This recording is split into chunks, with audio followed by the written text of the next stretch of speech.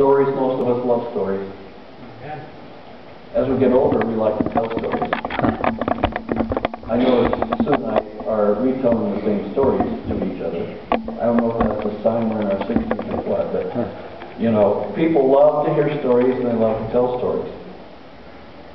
When we started our series, I reminded you that Jesus, usually, the majority of the time that he taught, he used what? Stories. He used parables. And in using parables, he would try to teach a lesson. Give you a little insight on some of the parables he used, and this upsets some if you do not have a correct understanding of the inspiration of the Bible. A couple times Jesus even made up stories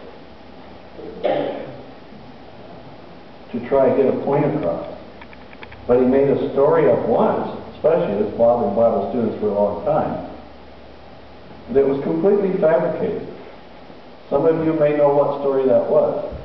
It gives great consternation against what the rest of the Bible says happens when a person dies. But that was a made-up story to get a point across. Last Sabbath we looked at a story of another in our series. And the stories that I'm telling you are stories that we find in the Bible about the women of the Bible. And as each Sabbath I will read a narrative to you, the narrative part is the parable. And some of you need to remember that. Because some people study their Bibles and say, wow, you know, I need to know exactly every detail between verses. And that's just not possible for us to know the detail between verses, but we do know the highlights.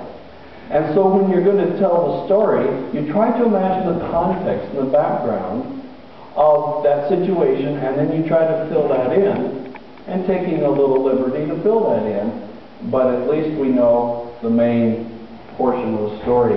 Again, I've shared with you on these stories, I've shared with you the fact that as we've looked at the women of the Bible, there are many, many different kinds of backgrounds and different kinds of personalities, and that's why I think the Bible is so genuine.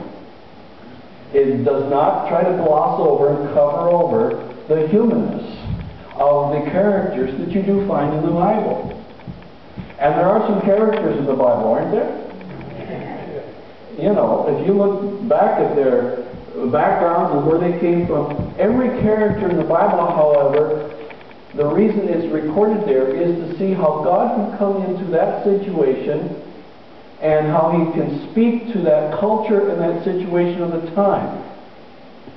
One of the problems Bible students have sometimes is the fact they try to make all those Bible stories relevant to the culture of their day as far as the specifics go. And there are certain portions of culture that we just do not understand, nor do we want to really hear about it.